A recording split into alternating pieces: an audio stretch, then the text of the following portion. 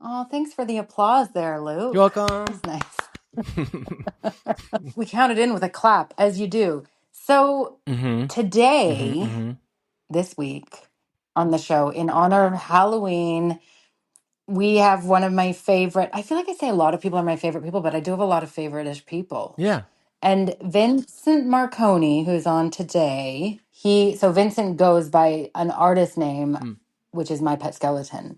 And so that kind of that evokes an image kind of right off the bat of the type of art that he does. And he has a very distinct style that is definitely leans more towards the darker stuff. Yeah. He let me come to his house when I was in Canada Mm-hmm. and he made me a super weird, delicious cocktail that you're about to hear all about. It was pretty tasty. Yeah. Yeah, and purple. So, oh gosh, I'm giving it all away, aren't I? That's okay. It's coming up in about 4 seconds. So, Vincent is a brilliant artist and a longtime collaborator of mine in both visual arts that he's Mm-hmm. done. He's done a lot of artwork for me. And then also musically, he's a collaborator. And he's one of my go-to people just for chatting about the creative business in general. Yeah, it seemed that And way. I find him to be so wonderful to talk to. Yeah. And he's very thoughtful, very entertaining. What did you think, Luke? That's actually that's what I was gonna say is that I felt he was very engaging and thoughtful. Like maybe he's just good at interviews, but I felt like that was kind of his personality. Yeah, that's his nature. Yeah, I liked it. Yeah, he's very thoughtful and curious.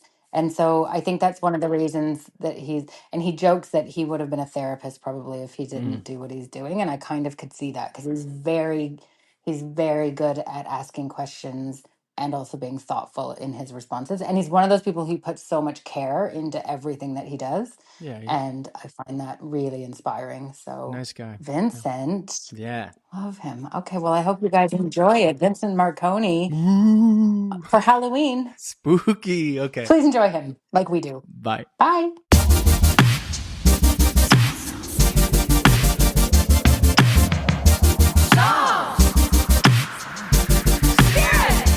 Just look at ya. I flew to Canada for this. Folks, I am here with my very dear longtime friend Vincent Marcone, also known as My Pet Skeleton.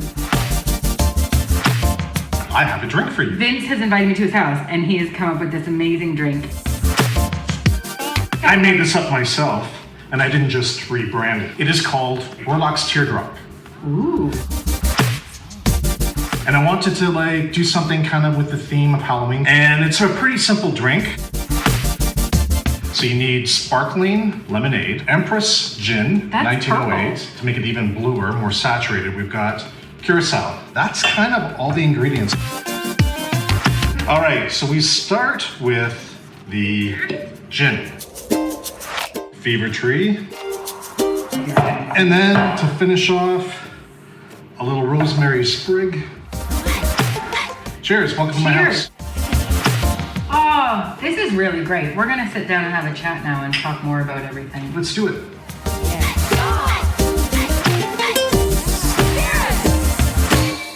Vince and I hardly caught up when I got here. We just got the ready stuff. I do appreciate that. Yeah. I know. Yeah. It's important. It I Luke is. would agree. get really frustrated because we would come over to film, and then I would shoot the shit with the person for like an hour. He was like, "Can you wait?" And Yeah, and then there's no juice left. yeah, exactly. He's like, "This is all the good stuff." It's true. And we got really bad recordings of it, so I couldn't even use it. So Yeah. Wait. well done on your drink, guys. Cheers. Thank you. Cheers. Cheers. Yours is a little bluer than mine. I got some sunshine. Nice. It's Yeah, very because nice. yours been out in the sun. It's lightened up. There's sunshine in front of me. I'm in my bedroom. Okay. What's the name of this cocktail? Did you guys talk about it at all?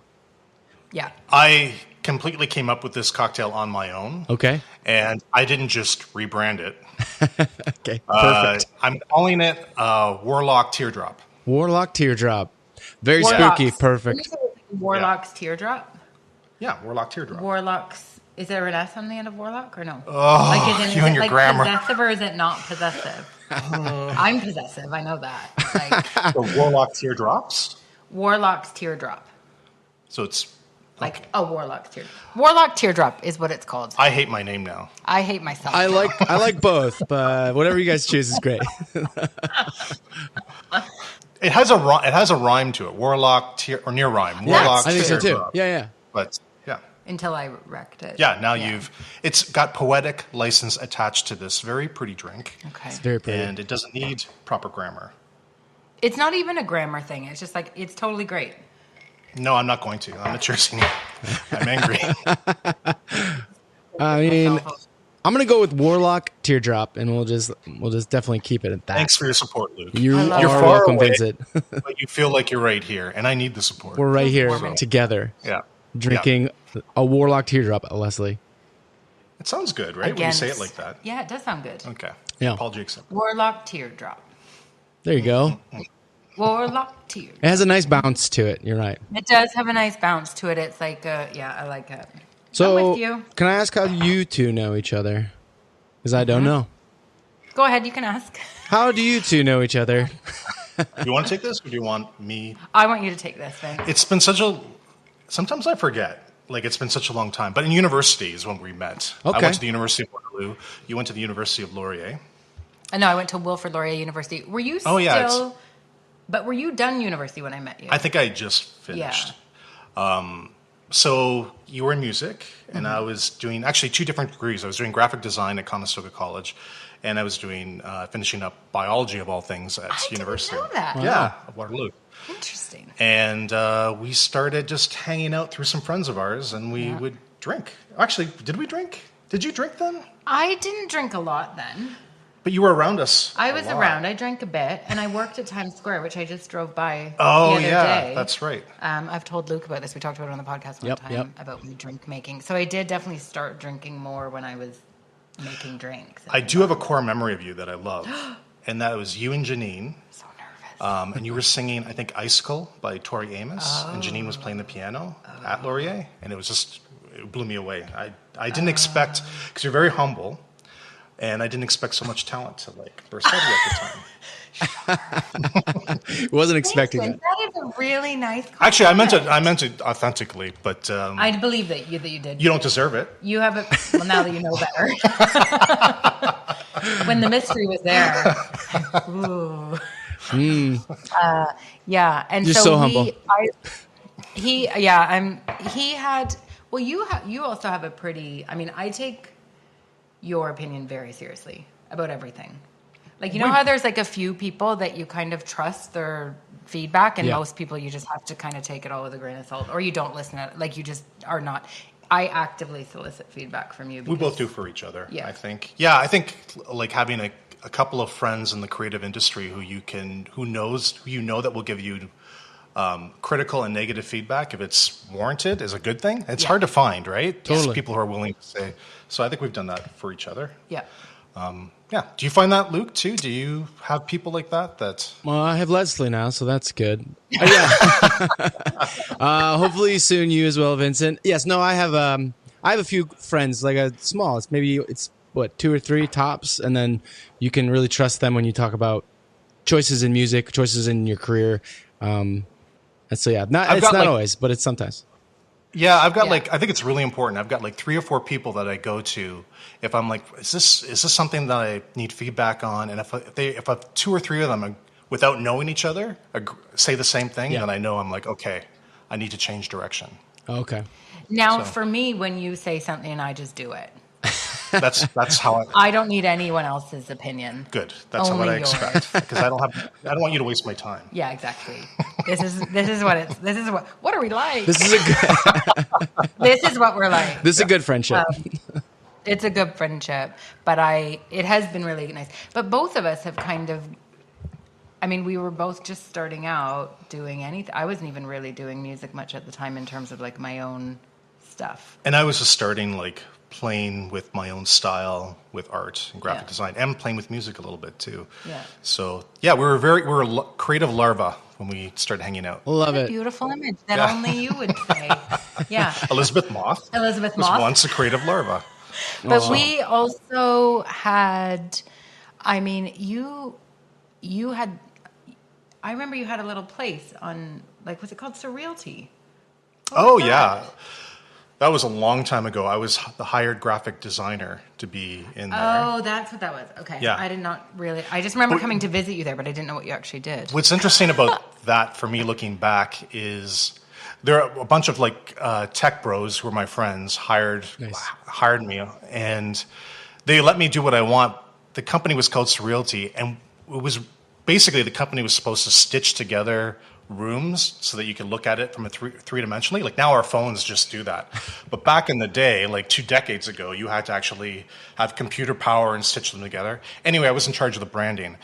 And my style was so weird and kind of fucked up that it really oozed into the branding, and they let it go, which is funny. But when I look back at some of those designs, it wasn't appropriate for that business. So my spookiness still tends to get out. Even at least at that time, I couldn't really control it. Now I can go corporate if I need to. Yeah. But that's interesting because it's Surrealty like actually sounds like something that you would do. Yeah. It doesn't sounds more like because okay, so for those of you that don't know, because we haven't said much about who you actually are, we'll do an intro. But like Vince is a graphic designer, but also I would say more so like a multimedia artist. Yeah. You do a lot of surrealist type imagery. Yep. A lot of it tends to be a little bit on the darker side, and you also are a musician / producer. I always have a hard time with the word musician because I feel like I'm more of an artist who plays with music, with program. Because I have in my band, I have very talented musicians who are there who can read music and are traditionally trained, and I bring kind of like a lot of lyric beats, that kind of stuff into when I'm producing and working with them. So I always feel more comfortable, even though I guess I am a musician, but I feel more comfortable as an artist as a multimedia artist playing with sonics. Right. And collaborating with other musicians. So, yeah. Do you know what we should have brought, Vince? We should have had my vinyl here so we could show. Oh, yeah. Actually, I've got it downstairs. I can bring it up after. Okay, great. We also worked on a record together. That was my record called Tug of War. Mm-hmm. Oh, I've seen that. I've seen that. I've seen that artwork. Well done. So Vince did so that came about because I had been making the record in LA with a producer, and he kind of pulled a bit of a super shitty move and basically disappeared with my masters. And you had 4 weeks. And I had to deliver a record, and I had like 4 weeks to deliver a record, and it wasn't like negotiable. I think I was already on an extension. And so I called Vince, and Vince called his friend Tim, Glasgow, and we got together. I had never met Tim. We worked. He's very eccentric and has this really cool, just like, place in London, Ontario, which I call London Minor. London Major is where I live. London Minor is the one here. And we just like hibernated in his space for like 2 weeks or 3 weeks or something. And we didn't have time to really second guess a lot of the music, which was really a great creative experience because we had to really go by instincts and move forward, and it was done. And I think we created something pretty cool. We really did. And it was totally different from anything that I had done before, which it's so funny because I remember at the time I was just like, it was just a smidge probably out of my usual comfort zone, wasn't it?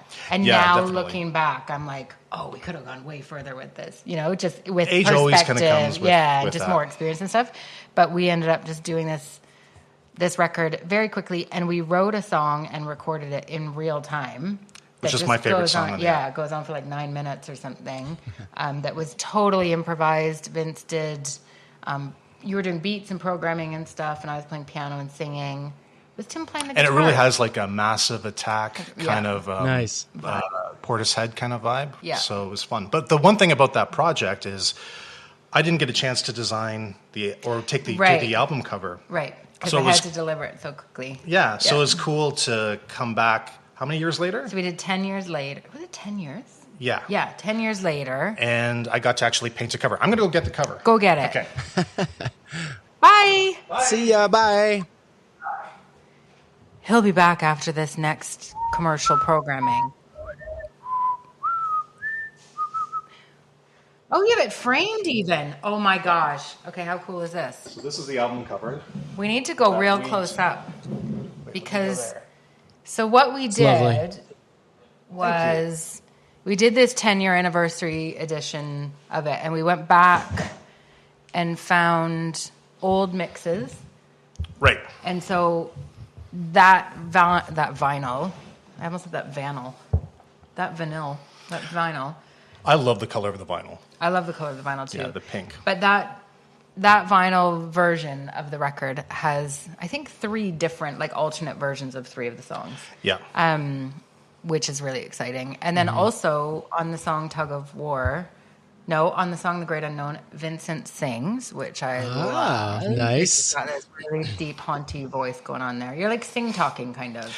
Yeah. Whispery, singy-talky. Spoken word kind of. Yeah. Oh, And cool. then also, he hand-painted, like, didn't you painted that cover using little hummingbirds. If you can, just order the vinyl, guys. We'll sign them both for you.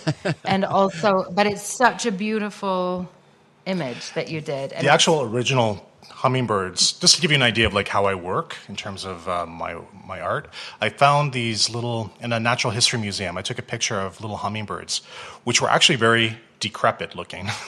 And I got close up, I took a bunch of photos, and then I brought them into Photoshop and then tried to liven them up, and painted it's probably about 100 layers of using jewel tones to really give them life, and that's how something like that is created. And then you flatten it, and then you paint into it again, and you can go back and forth. And then I actually painted, I printed the print and then painted on the print to really give it that kind of like life to it. depth, yeah. And then it has the twig in the middle, isn't it? That's like with the tug of war in the middle. I love it so much. Also, on a related funny note about my mom. Okay. This says this is, I find this really funny. You probably will too. I think you know this. My mom found a dead hummingbird at their you did tell me house. So they've got like all these bird feeders and stuff, and they're big into watching the birds. And they found a dead hummingbird that was like missing one wing, so it's like part of a dead hummingbird. And my mom, bless her heart, put it in a container. Goes, Les, honey, do you think your friend Vince might want this? You should have brought it today. Yeah, why did you bring it? Yeah. He actually has a lot of critters in various jars I do, and such. actually. And so I love That's that my cool. mom knows this about him, and she sees dead creatures and thinks, oh, I wonder if Vince might want that. But especially the hummingbird. Wait, what other kind of creatures do you have in jars?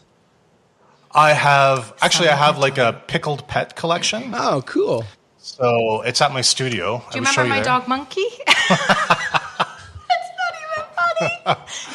Oh, okay, I was like, need wait, a big really? jar. No, that's a big jar. Small but big. I've got like a flying squirrel. I have a hedgehog. I've got kittens. I've got mice. A friend of mine is like a veterinarian. So these things were all naturally dead, by the way. Yeah, I didn't assume you killed them. Thanks, Luke. I gotta go. Careful. Yeah, I know. I'm like, there's a lot of things I could say about it. But yeah, murdering animals is not my forte. Okay, good. I'm like, she comes across very sweet, but Yeah. Humble. yeah. I'm just kidding. But I have this collection of creatures that I use for my work, basically. That's awesome. They're Yeah. on a wall. They're on a shelf, I should say. They're illuminated from underneath. And I've stopped doing that, though, because my partner was like, where are we going to put all these dead things? So after a while, yeah, I've got enough. But I'll take the hummingbird. I think You could have it's handed too it late. I to feel me like I right did here. offer it to you before, and you said I think no. you're right. I think and I then, said- so. I think we got rid of the hummingbird. Okay. Yeah, I feel like that's like a thing. You want specific dead animals floating in the jars as opposed to like just every single one. Like there's ones you like. It was and you also want. there's half.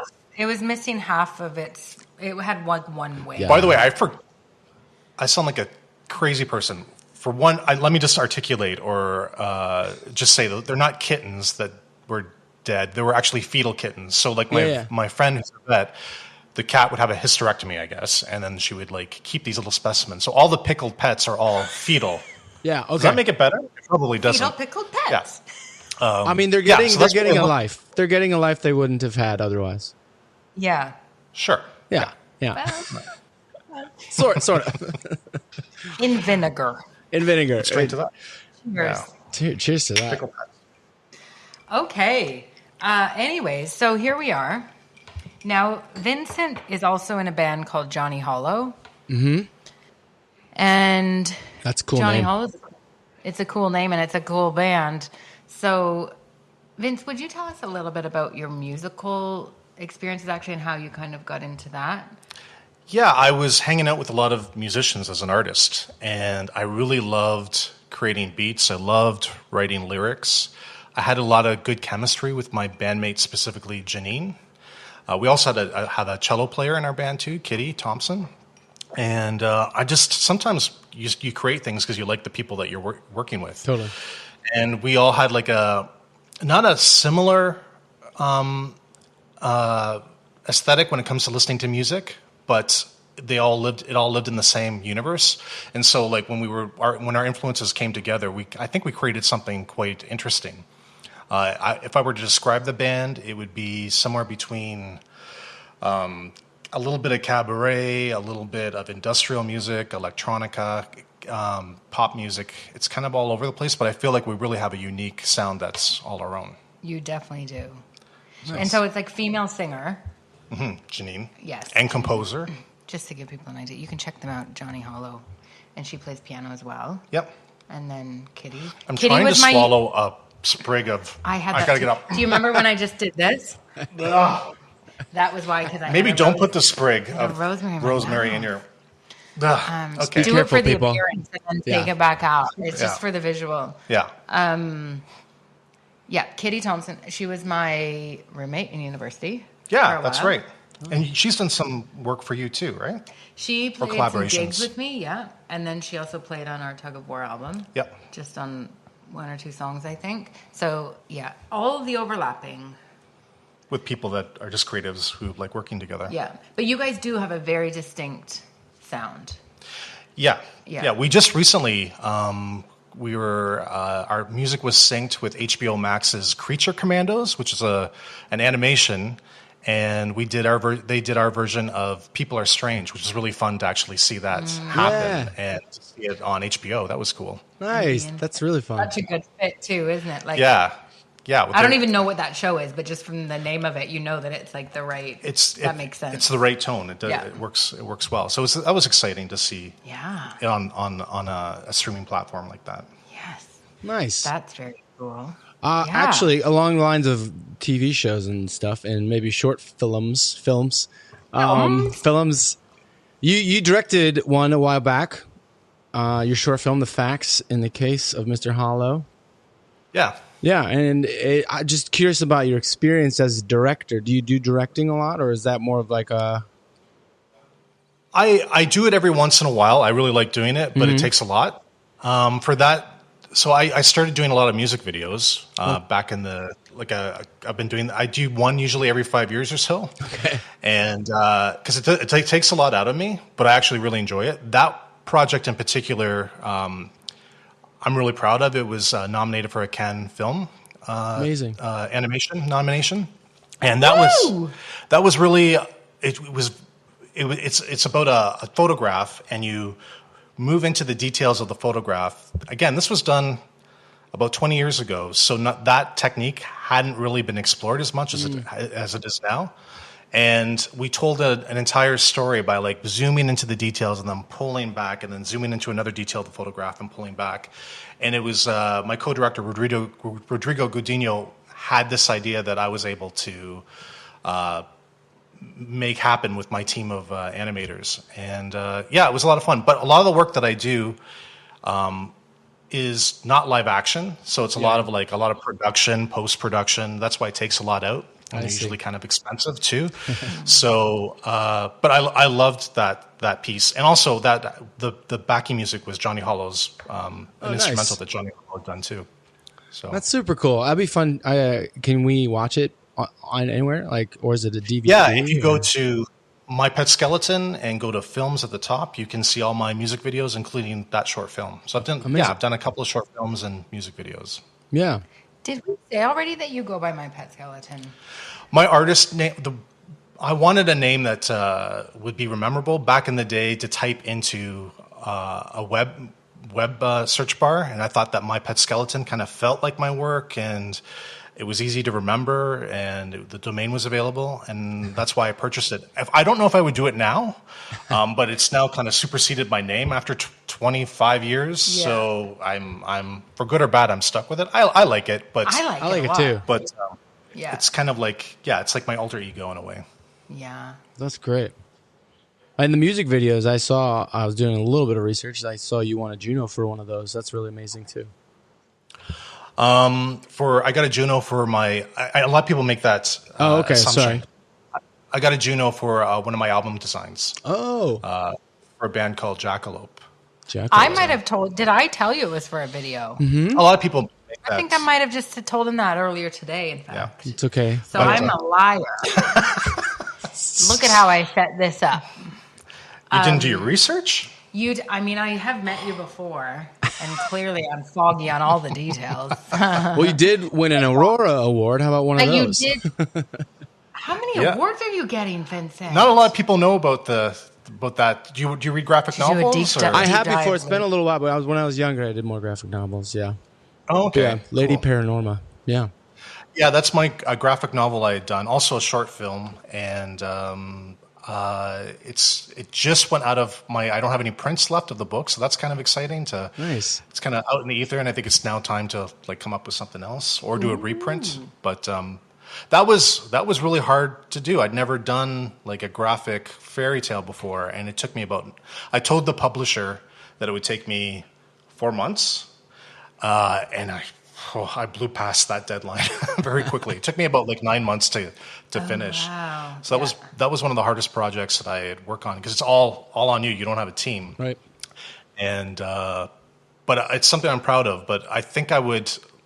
Now I know how much time it takes to illustrate an entire book. I can imagine. Yeah. How do you find what happens now for you with AI? Because I feel like you're very much always kind of on the cusp of new things, and you're always looking into the new things that are happening.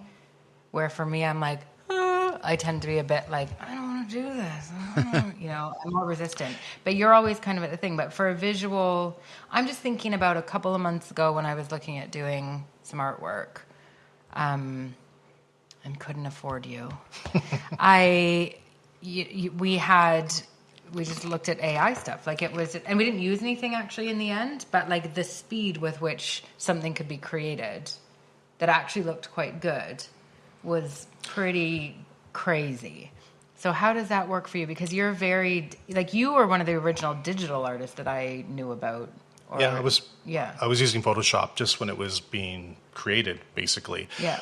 Well, that's a can of worms. Whoa, do we want to go there, folks, or not? For me, it has music and fine art and graphic design ramifications.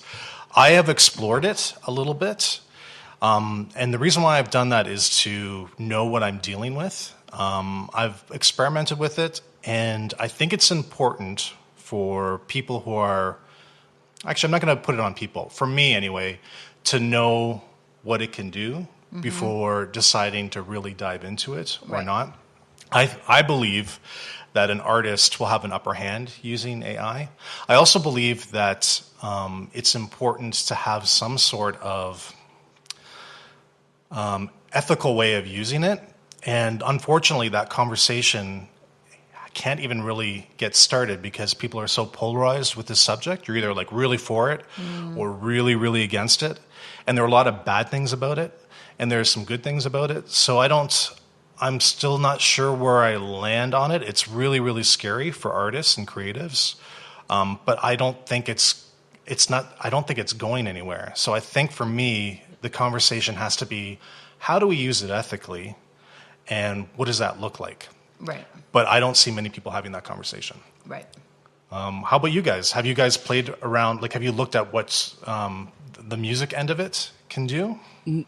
Musically, not as much. I do know Logic added AI players into their system, but they're not necessarily AI, like you give a chord progression and then it just will play notes within that chord progression. You know what I mean? And then, but it's always had players like bass, drums, keys. It's always had those things, and it's just gotten a little more sophisticated. It's not. I mean, use it a little bit for bass lines because I can't do a bass line. You know, if I need something like that, I use more like ChatGPT to help me with lyrics. But it's not like lyrics as in write me lyrics. It's like, hey, this line's weird. Help me figure out this line. It's like I don't go too deep into it, honestly. And maybe I should, because I feel like the more you're not getting into it now, the more you're falling behind in a lot of ways because everyone's using it. I don't know what the answer is, but I kind of feel the same way of like, I want to know what I'm dealing with before I know I want to use it or not as a tool. I think like some AI can, the most evil thing about AI, actually there's probably two things. It's the environmental ramifications, but I think that will get better as technology progresses. Mm-hmm. But two is, especially for fine artists, not necessarily musicians yet, but the fact that it's farmed and created and learned on all the backs of all the artists without giving them any type of, not even credit, or accolades, but like royalty. Yeah, completely ignored entirely. Like they don't, it's like it never existed until it was created by AI, but it was actually just taken from all these other things. Yeah. But I think I haven't finished the article. Imogen Heap is creating her digital twin to help create music. And so she's like stepping into it, acknowledging that this thing exists, and she's approaching it in her own way. And I think for me, that's exciting. Mm-hmm. But I don't have a way. I don't have anything to really. I played around with some of the animations and whatnot, and I'll probably release some in the next few months. But I'm in the exploration phase of that. Yeah, there is one other aspect of it that's getting used nowadays. Is like people are creating a lot of AI vocalists, and I get hired as a vocalist for a lot of stuff that I do. And if there's a bunch of cheap, if not free AI vocals out there, they're not going to hire someone who costs money and isn't perfect in every single way. And you can't do like, I want that line, but now I want it as a girl, or now I want it as this dude, or this, you know what I mean? It's going to be, who knows what's going to be, but it's, maybe I should just copyright my voice right now and just put it out there and people can do what they want, you know? That's what Imogen's doing. To say. Yeah. Anyway. Yeah, that's tricky. What do you think of it? Well, I've not delved into it very much, other than, like I said, we played around with doing like, what we had actually done was like a mock-up of a cover. We did like 3 different versions of a cover for one of my songs. But this was using resources through, like, because the guy I was seeing at the time is a marketing guy. And so he was able to kind of use resources that I don't have access to myself, right? And so, and also he was able to put together a little video of Monkey, like just frolicking through a field, like with me or whatever, which was wild. My feelings, I mean, I get weirded out by it a little bit. I get weirded out by, I remember I can't remember who it was Sheryl Crow was talking about how she heard a song that used John Mayer's voice as AI, and you would never know that it wasn't actually him, and that terrifies me because I just feel like, what the hell? But the things that I have loved always the most about music are the energy of collaboration, of like being in a room with somebody, of being in a live situation for a show. And I hope that stuff that you just can't replicate, through a fake kind of way. I hope so too. But who knows? It depends on how it's consumed. The other thing that I kind of, what attracts me to AI is the happy accidents more than the perfection. So, which is kind of ironic because that's what makes things real, but it's actually like when there's like an accident, I'm like, okay, let's focus in on that. Yeah. But I do that with my art too. Like if a paint is splashed by accident in a certain way, I'll like scan that in and I'll put that into the piece. Yeah. So I find that kind of interesting. Just in terms of music, I'm guilty of this as well. I want to ask you guys a question. I've got some songs on my playlist that I actually really like, and I've had to almost force myself to learn who the artist was and the name of the song rather than just expecting it on my playlist. So back in the day, obviously, we all know that you like a song, you buy the CD or the album, you know the artist's name right away, so you already make that connection. But now with the like Spotify is quite like it's a beautiful interface. They just and great algorithm, but there's a loss in terms of like not necessarily making connection to the artist. Connection. You're just like you're creating a playlist, and I like this song, and like Yeah. so I found myself doing that a little bit. So I have to make an effort to like, okay, who is the band? Do you guys find that yourselves? Are you falling into that, or is that? And I think that's a young thing. Is like people young, like not our age, obviously, are just like that's how they're consuming music. Mm-hmm. But sorry, It's true. What would you think? Go ahead, Lesley. I've not had that experience because I very rarely, I use Spotify for basically, I make playlists of artists that I know and love and want to hear those songs. And I very rarely have ever just let it kind of go. So I think I don't get the algorithmic experience because I just don't consume in that way. Yeah. But if I did, I would. I mean, that's tricky because you want to have a connection with artists. Like in back in the day, this was like the whole point, wasn't it? Was just like, and you would just.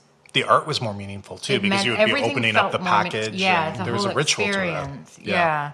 So I don't know. I mean, I would love if a robot would do my laundry. Do you know what I mean? And I'll go make some music and clean my kitchen or something. But so I don't really know because I don't have my head around it at all. We use ChatGPT a bit, don't we? For just kind of what just happened there? I don't know. It's doing this thing where Something just popped up on the. I did this and something popped up on the screen. I'm not sure. It's AI. Listen to us. There it is. I'm not. AI is green with Yeah. You're talking correctly. Yes. Good job talking. Look at that. Right on your face.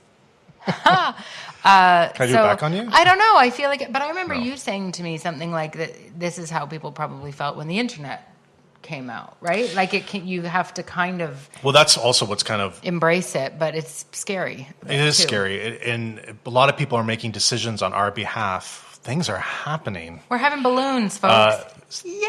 People are making decisions on our behalf on how AI is being released, that's what's kind of scary. But this conversation right now is moot. So like our nieces, nephews, cousins, they're born with AI. Yeah. They're not going to be like, should this exist? It exists with them. Yeah. Yes. For us to even say, hey, it shouldn't is not going to happen. No, that's what I was. So that's what I think. The ethical conversations are really important. Yeah, and I do think that if you don't, not necessarily embrace, but at least explore, you will be left behind because everything is going to be run by that at some point. Like everything that I'm doing nowadays, like speak to our AI, blah blah. It's a little frustrating in a lot of ways because it's going to take over and you can't do anything about it. So use it as a tool as much as you can. And if it suits whatever like work you are in, music, art, even, film obviously is really easy for that stuff too. AI is a big topic. I feel like that would be. Sorry, I really took us down a little curve there. I need to drink. Yeah, drink. My drink's all gone now. You liked it, Lesley. You like the Warlock Tears. Warlock. I like the Warlock Tears. The Warlock Tears. Warlock Teardrop. Warlock Teardrop. We can make a jingle for that, Luke. Warlock Teardrop. No, I got AI to take care of that. Thanks. Well See what I did there? done. I brought it back. You did there. Well done. I'm surprised the balloons didn't come back because they liked that so much. Yeah. That's weird. I just want to make sure that people can see these glasses, which are actually skeletons. We can zoom in on the You spooky. see that? And these are his normal glasses. So, Do you guys watch horror movies at all? what are you talking about? Some. I don't watch a lot of these, the ones that break my soul. Do you mean Jaws? Wait, break your soul? Yeah, What do the you ones mean? that are gory for no reason. Those are the ones that like. I thought you were coming up with a new horror movie. I'm like, break my soul. What's that about? What's that I'll about? watch that. No. The ones that I have like kind of a sensitive soul, so I feel like if I watch too many, I get a little bit. Okay. I turn into a. It affects me. Gotcha. Yeah. It affects your mood. Yeah. You go into a fetal position, Yeah. and then And then you can pickle him into a. see that? You beat me. You're gonna. Be sure. No, it didn't do it. Like, I feel like I didn't need do to it. shave every. Just never mind. Never mind. You want to be prepared for. Yes, Yeah, yes. just in case. For Yeah. your large, Okay. huge jar. We'll give you a heads up. There you go. I love horror movies, and the reason, like, I love fairy tales and that's I put that into my work all the time. I feel like my work is very much, I think of like folklore and fairy tales, and that influences my paintings. So I'm often going to horror movies for entertainment because there's a natural connection ever since I was a kid. The latest few, I think it's kind of fun to talk about the last couple that I find interesting. One is called Oddity, and I think you should see it. You don't like horror films, I don't right? really like horror films. It's beautifully Jaws. done. It's a ghost story, and it's hard to find a horror movie that that really has a nice, that you feel good about the ending. Yeah. And I would say this is probably a feminist film in many ways, and it's just beautifully shot. It's a great ghost story, and there are a few authentically terrifying moments. Is that what a horror? Okay, because when you say horror movie, I think in my head picture more like gory movie. Are they always kind of gory? It's depending on your taste, and the genre offers up like slasher flicks. That's what you're referring to. So like the latest that I fucking hate, and a lot of people are disappointed that I say this, is Terrifier, which is a clown. Oh yeah. Film. It's so like it's Stephen King are horror movies, right? Kind of. Some of Stephen King's films have become horror films. Like The Shining Shining's a great horror film. Yeah. And his Doctor Sleep is really good too. It is great. Yeah, yeah. Dr. Sleep was great. Sorry. No, go ahead. I just said Dr. Sleep was great too. Sorry. Yeah. Really well acted. Mm-hmm. So I was going to say Oddity is a great one. Weapons just came out. I liked it. That was interesting. Again, there's a lot of folklore. I think of a lot of horror, for me, the movies that I really identify with, they're bringing folklore and fairy tale back into it. So Weapons, a bit of a spoiler alert. There's a witch. Okay. Which is all I'll say. But that is very like Hansel and Gretel, right? We're going back to, and a lot of like fairy tales before they were edited by the Brothers Grimm were meant to scare children. They were little horror. They had morals to it, and they had like, don't do this, especially the German ones. Right. Yeah. So that's what horror movies that's their function right now.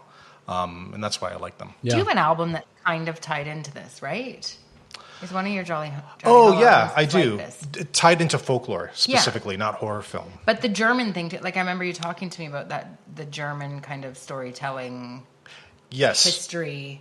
And the brother, there's one in particular. So we did an album called The Old Gods of New Berlin. Oh, that's German. And it was, we were exploring folk tales and mythology that could resonate in a contemporary world. Mm-hmm.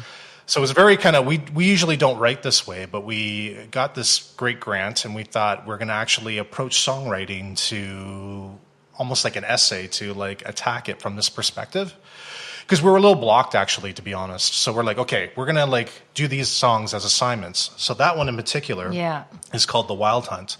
And it's based on it's actually European folklore. And it's based on a Germanic tale where if you were by yourself in the middle of the night walking along a road, you might see a troop of spectral visitors chasing something.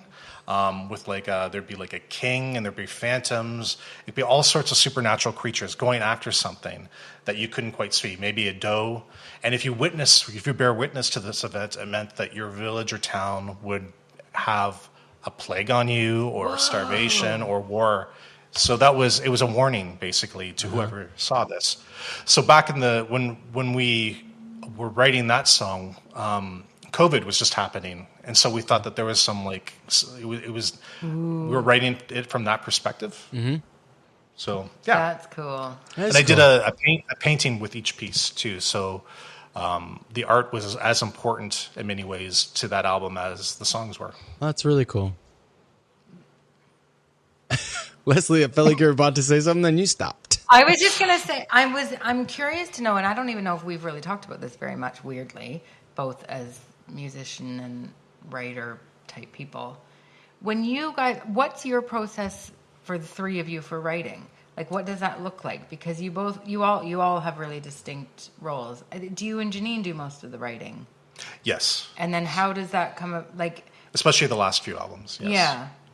Does she kind of tend to start with something and bring it to you, or do you start with, like, how does that work? It depends on the song. Janine tends to compose a little bit and then play around and then add some lyrics to it and then listen to it if I'm excited about it or not. If I'm not, she'll still work on it sometimes and create something that's really great. Yeah. And then we kind of go back and forth and I'll add some things, especially lyrically to it or programming. Yeah. When I do something, so we're bringing things to each other as a handoff. Right. So when I do something, I'll be playing with beats. I'll write words that kind of have a rhythm in them, and like Warlock Teardrop. There you go. See, yeah, you were with me. I was right there. Yeah. And then Janine will take it to a new place with her piano writing or putting all sorts of instruments into it. Right. And then Kitty often, and she still works with us. Her cello is adding a whole other dimension to the pieces. It's like its own character, isn't it? It's its own character, and she's almost like a vocalist with a cello. Yeah. So if something's missing, she's more than happy to fill that up. She fills it in. It's such a distinct sound. Yeah. So do you guys? And she has a lot of strange pedals on her cello, so it doesn't sound like classical cello all the time. It's almost like a Frankenstein of pedals where she'll click on and do it sounds like heavy metal sometimes. It's really neat. Nice, that's amazing. Do Janine and you ever just start something together in the same room, or that's not really how Not you work? anymore. We used to, and I miss that, to be honest with you. Yeah. Now she's in Newfoundland. Right. So we'll start on something and then pass it back and forth. I like being in the same room, but it's harder now. We're all in different parts of the country, so we work remotely and then hand them off. And then get together when we're actually doing the polished version. Yeah. Yeah. Any new stuff you're planning on releasing? I just got another sprig. Can I swallow this? It's gonna stick. No choking. Sprig. We are working on some new stuff right now. Cool. We have a Patreon page, and the patrons are very enthusiastic, and they really help us get our mojo going. So we're doing a couple of pieces right now, and we're just working on them as demos, and we're going to see where they go. So I think we've got 3 in the works. That's amazing. What's your Patreon? Nice. Patreon, Johnny Hollow. Yeah. Yep. Yeah. I know that because I was on there. That's right. Okay. Cool. It was fun. Really quick. Luke has more. Luke has. No. I wanted to ask one Halloween question solely because we're releasing this so close to Halloween. Right. What's one Halloween costume that you wish that you've always wanted to do that you wish you have done you haven't done yet? Do you have any? Or do you dress up for Halloween? I guess I should start with. That's a really good question. First off, so I'll answer the second one first. Okay. Because I do have. I don't usually. Oh, okay. Usually at Halloween, I'm inviting friends to our place. We're watching a horror movie marathon. I am so involved in doing stuff usually in the fall that I'm kind of depleted a little bit, and I just want to relax and not have to worry about a costume. I don't know. When you're creative, sometimes those things are less exciting than if you were not a creative. I don't know if you guys ever find that. Because you're always in that world a bit where it's just I'm out of, Yeah, so I'm a little bit out of juice by that time. I get that. But I love Halloween, don't get me wrong. Your whole house is very Halloween-y. Yeah, I'm doing it all year round. It's whenever you walk in here, it's like Halloween.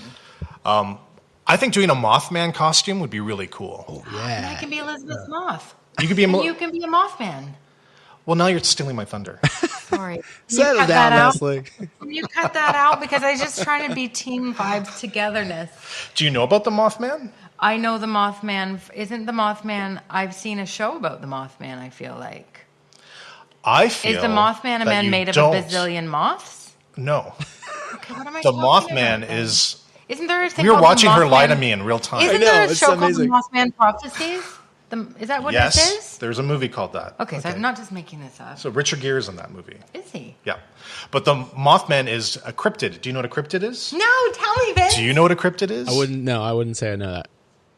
A cryptid is or cryptid zoology is like the Loch Ness Monster, Bigfoot, those kind of creatures that could exist, possibly, but probably don't.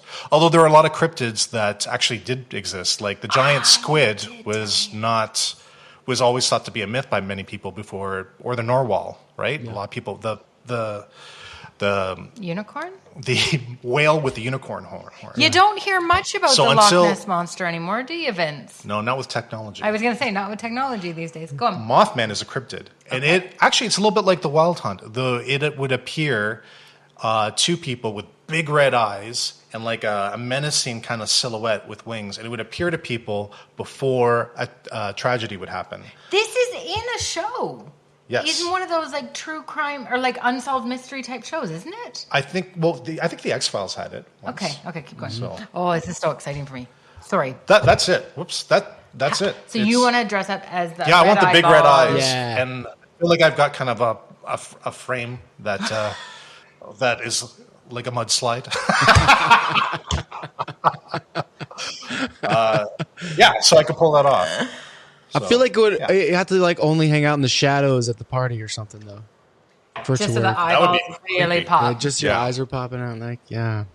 All right, good answer. Thanks. I was just curious if you had one. Actually, Lesley, do you have one? Well, I would just be Elizabeth Moth. Oh, still stealing thunder. I might. Well, it's his idea, so I feel it's all your thunder. Yeah. I feel like I'm not much of a Halloween person. So I mean, when I was little, I loved it because I lived in a sugar deprived household. And so it was like so exciting. Oh, that would be exciting. To go trick or treating and we would get like big pillowcases full of candy. And I mean, that was the dream. But the dressing up part was incidental. That was just Have you ever? The thing you had to do like for sure when I was little, but I don't remember. And then I'm sure I went to a couple of Halloween parties. But I feel like also in America, it's much more of a big deal, isn't it? Halloween becomes it's big here too. Is it?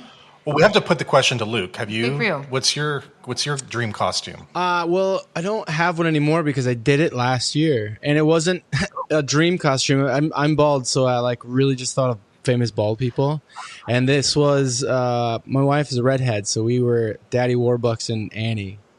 That's great. It wasn't a spooky costume. It was just like. This is the only thing I know works. Yeah. That was easy. You know what I don't like? What? Looking at people through this webcam. Inanimate objects. People who are fucking inanimate objects for Halloween. Like a buddy of mine, he did it just to piss me off. He dressed up as a toothbrush, and he put a lot of work into it. It was actually pretty good. But and then he's walking around like a toothbrush. He came to one of our shows dressed as a toothbrush. How rude! I know. So that, or dressed up as soap, or like that's like huge in like universities and stuff like that. Yeah, this girl's like sexy candy canes or something. Who doesn't want to be a sexy candy cane? I think he just revealed something about himself. You just got to look into his like kinky love life. Sammy did that. Sammy did that. Okay, I feel like also before I forget, we should talk about your ornaments. Oh, yes. There's a story here that I didn't tell before because we said let's save it for the podcast. Wait, what's the story? I forgot. Oh, your Christmas ornaments. Oh, I like Halloween Christmas ornaments. Oh, okay. And I have a collection of them. I feel like you've like created this crescendo. Here. I know it's not really that exciting of a show. Yeah, I mean it's so exciting. But it was just, what's the best? You know what happened? But my Christmas tree is a Halloween tree. Okay. I think that lends itself to this episode. Totally. And I have them here. It's show and tell over here, folks. I love it. When I got here, these are like my little. It's a little mummy. Cute. A vendor by the name of Optilius. She's a potter. Did these, and here's a bat. So, like when you come to my house during, that's amazing. When you come to my house during Christmas, it's basically a Halloween Christmas. And I was doing this long time ago before. So my partner, he knew what he was getting into when now he's into it. Yeah. So I feel like I should be juggling fire with these things or something. Yeah, don't do that because they're very breakable. So like, but what happened was when I got here. My glasses help me see far away, but if something's up close, I can't see. Good. Oh, that's great. What great news. Isn't that great? It is good. It is good. So I can see the computer over there. However, when I came in, Vince was like, "Ah!" and just like put this right in front of my face, and I couldn't see what it was. I was excited. I wanted to show her. Yeah, and she wasn't paying attention to me. Well, I was trying to, and I was like, "Come on, Lesley, pay attention." Is that this is a bat, right? It's a hanging upside down bat. Yeah, I thought so. And Like fruit bat. Yeah, this is a podcast. I'm not even describing the thing that I'm. Yeah. Yeah. Can you folks at home tell what we're holding with only your ears? Listen. Yep. Listen. Can you hear that? We'll clack them together. They are made of glass. They're clay. They're just clay. Oh, okay. So, anyways, he dangled this bat, this upside down hanging bat, right in front of my face, and I had a total PTSD moment of remembering of what when I was in. Oh. When I was in high school, guys, this is taking a turn, but it's a dark turn that you'll appreciate. Okay. When I was in high school, I was in a cultish type group that was a cult, really. That's like a Jesus-y cult, right? Yes. And this is for a whole other podcast, okay? This is not for now. But this is important to the story, which was at that time, the church was gathering, and it was just one of those random things. It's like, oh, we'll go to a town hall here. We'll go to someone's living room here. It was very, what are we doing? And anyway, so we were in a town hall in a town called Lucknow, Ontario, and I just drove through there this morning, actually. In fact, brought back a lot of memories. So, wait, sorry. It's called Lucknow? Lucknow or Lucknow. Like, some people call it Lucknow. No luck. Like no luck, but N-O-W. Lucknow. K-N-O-W. Oh, okay. I got you. Like Lucknow. Luck free. Or luck later. Or luck present time. Luck present time. Yeah. Wow. Or luck. This is good. Be a lady tonight. Well. Sorry. I feel like there's a drag name in there. Yeah. Vince will find a drag name in most things. He's very good at drag names. Yeah, it's my other talent. Yeah, I like it. What is Jamie, luck be a lady tonight. See, you need a. We've totally derailed your luck now. And I'm comfortable with that. I know. I'm okay with it too. Yeah. No, unless I'm it has over here quietly reliving my trauma. as long as does it have like a sad ending? Because then I'll feel bad. No, it's just kind of freaky. I think you'll appreciate this story. All right, sorry. So this is back in the Luck day now. where we didn't yet have cell phones, and I was probably 15 or 16 years old. And I had to go from the church thing and call my parents from a payphone.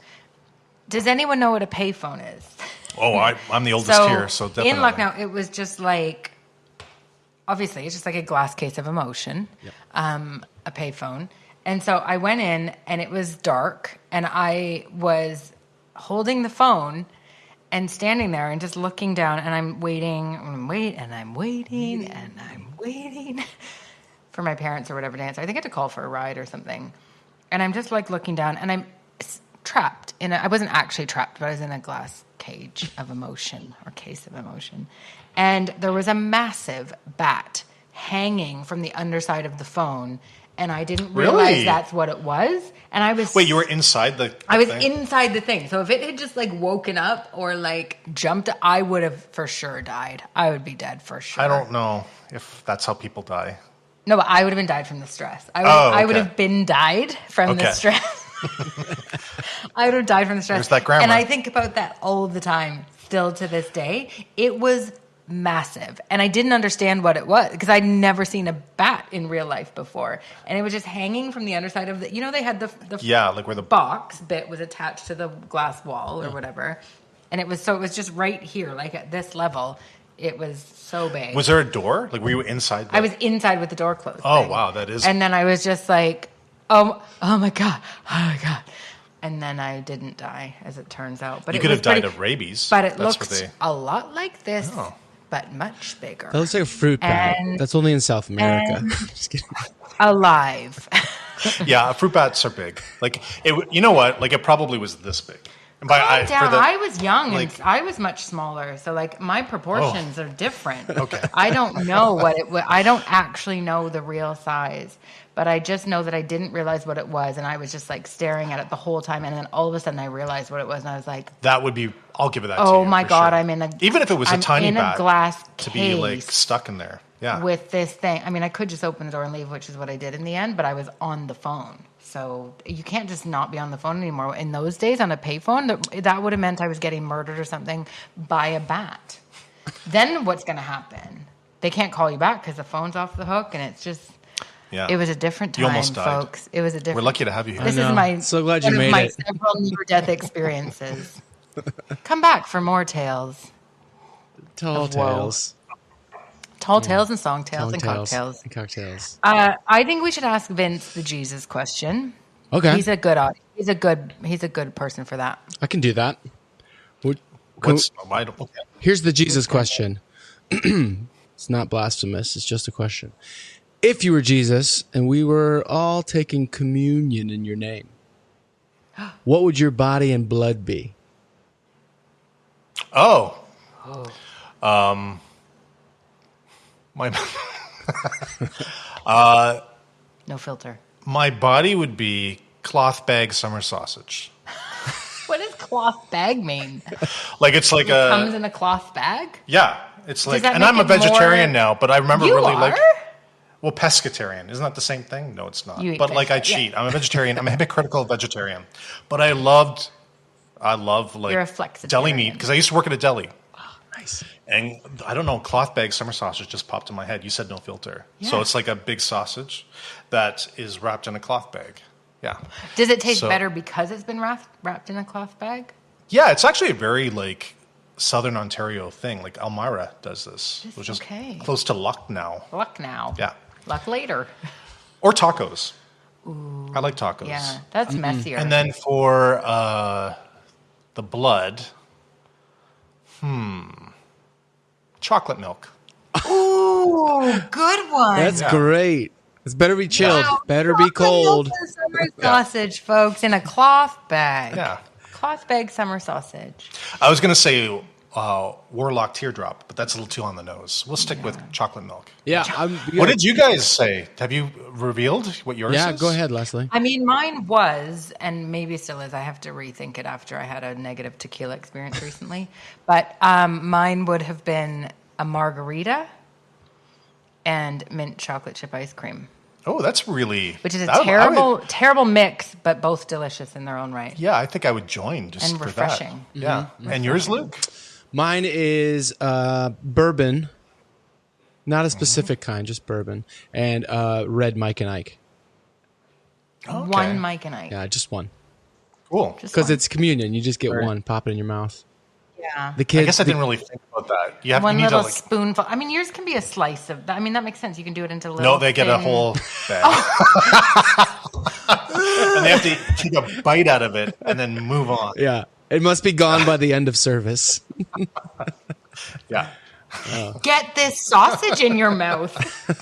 Wow. This Cloth bag sausage. Oh, that's really funny. Oh, man. This feels like an Arrested Development episode now. So, anyways, okay. You guys have never had cloth bag summer sausage? No. No? Okay.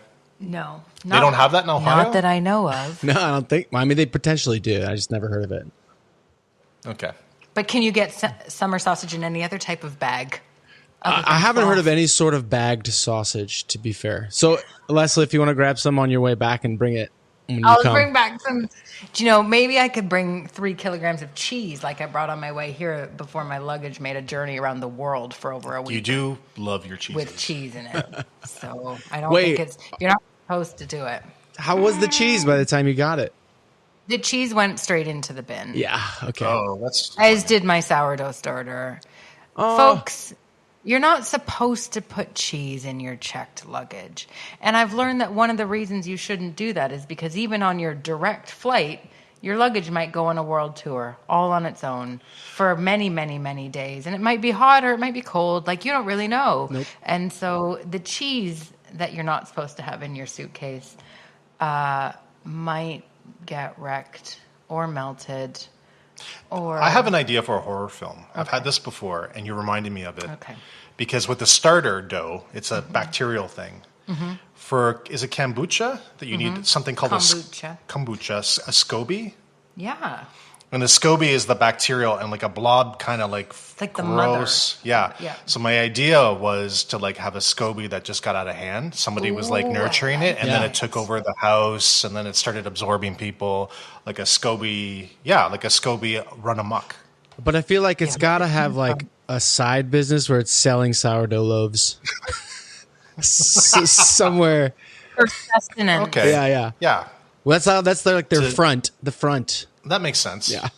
This is a collaboration. We can workshop this together. We're going to workshop like this it. after. Yeah. Yeah. Don't go anywhere. Sourdough. I feel like Scoby could be a drag name too. Scoby feels like a good name. And like Scoby Doby Doo. Scoby Doby Doo. There you go. That's my talent. Also, Really good.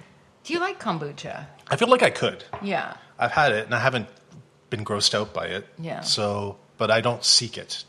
Because apple cider vinegar also has the mother. Like you can get apple cider vinegar that has the mother in it still, And it's it is the same thing. So when you call something mother, I don't want to ingest it. Yeah, that's pretty gross. Yeah. Yeah. And it is gross if you get it in your glass. It's just like, why are there... A friend of mine was doing it and it's like a undulating big cell. Doing the kombucha thing?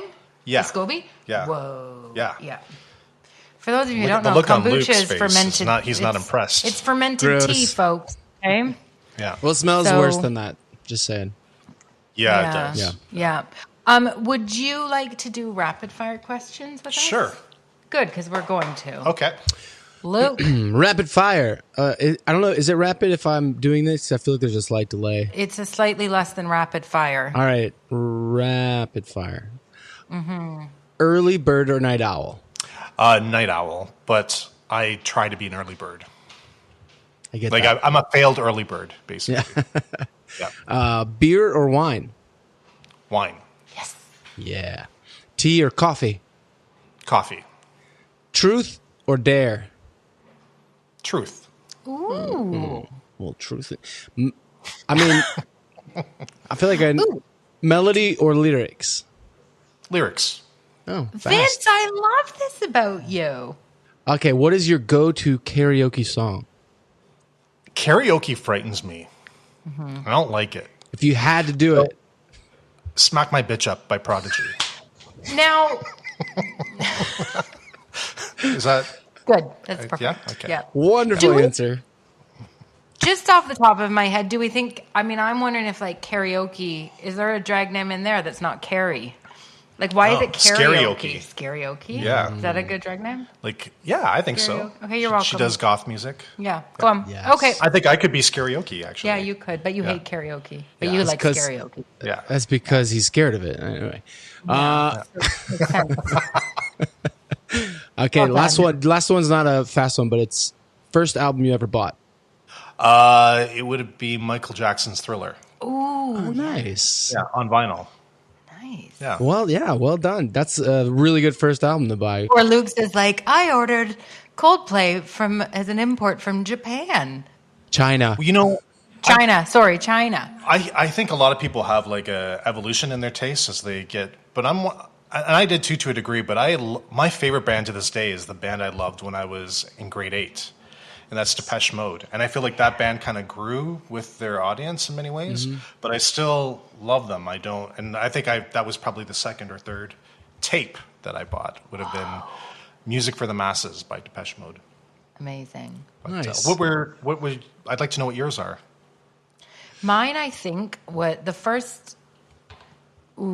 I don't remember the first album that I bought. Did we talk about this before? I remember the first album I was given. I think which that's was what your Paula answer Cole. was. Yeah. Yeah, Paula Cole Harbinger. The first album that I bought might have, I don't know, might have been Sarah McLachlan, Fumbling Towards Oh, Ecstasy. that tracks. Yeah. Or Tori Amos, I could see. It might have been. I didn't get into Tori Amos until a little bit late. I was a bit behind the curve with that. Okay. Like I remember everyone talking about her in university, and I. But you can liked discover her whenever. But I didn't I don't think I really appreciated her as much as now I'm obsessed with her. Yeah, her songwriting is incredible. Her songwriting is so incredible, but it's like it's grown on me over time to just grasp like how much of a genius she actually is in her whole everything. So it wasn't unfortunately Tori Amos, although I do have lots of her stuff now. And her book, okay, whatever.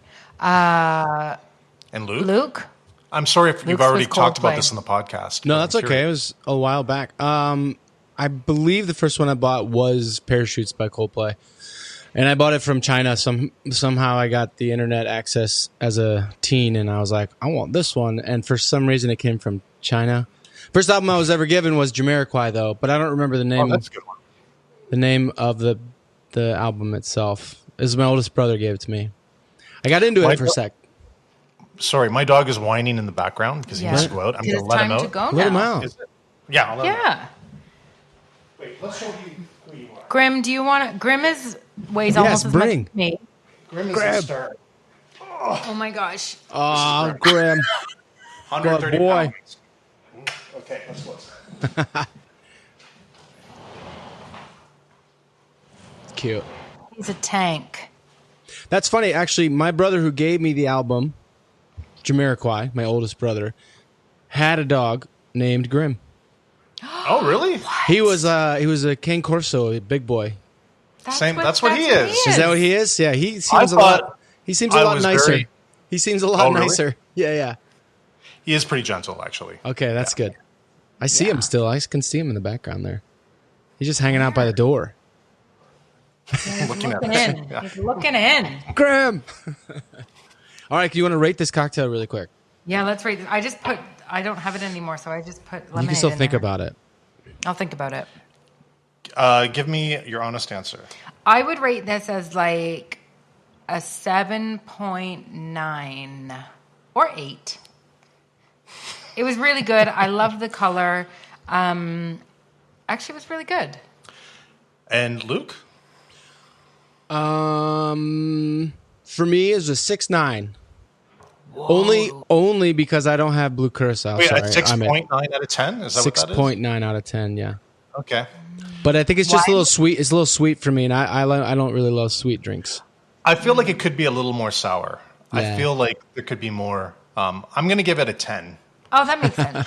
That seems right. And because I did it, and I'm a little disappointed in both of your reviews. I will give the name a 10 out of 10. Okay, thank you. I'll take Yes. that. Yes. I will. I think you should use this next time. This is really nice. I'll and try sour. that. I've had that before, actually. It's really sour. It worked really well. It was sour. Okay. Yeah. I'll make it again when I get blue curacao, and then it'll be better. Okay. Okay. Yeah. Well, I looked up a substitute, and then I found something blue as well, so just make it look like it. Okay. Was it Kool-Aid by any chance? It was not Kool-Aid. No. Vincent, thank you so much for coming on our podcast. This was a lot of fun. I really like what you guys are putting together, and I'm happy to be a part of it. I can't wait to share it. I was so happy that you said yes. Yeah. Thank you. Thank you very much for joining me over here in London and you over there. I'm absolutely in the ocean for this. We are in Kitchener, Ontario. Mm-hmm. Okay. And it's 2:00 here, and it's probably 8:00 there. Is that 7:02? Okay, I got a text from my wife about food, so apparently there's food. Exciting. We have a friend in town. He's making us food. She didn't do anything. She likes just drinking wine. She's so supportive. She's the best. Cheers. Cheers. Cheers. I got a little left. Me too. All right, guys. Bye. Bye. Bye. Bye.